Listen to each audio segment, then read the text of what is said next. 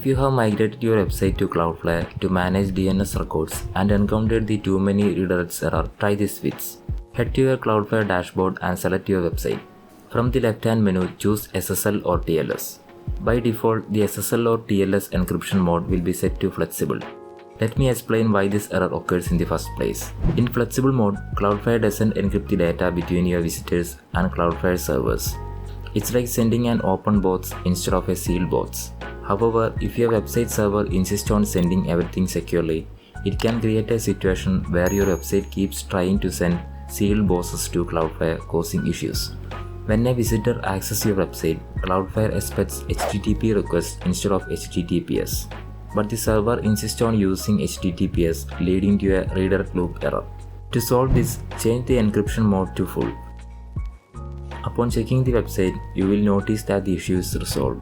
I hope you found something useful from this video. If it was helpful, consider checking my other videos and shorts. If you are new here, please consider subscribing to the channel. Thanks for watching.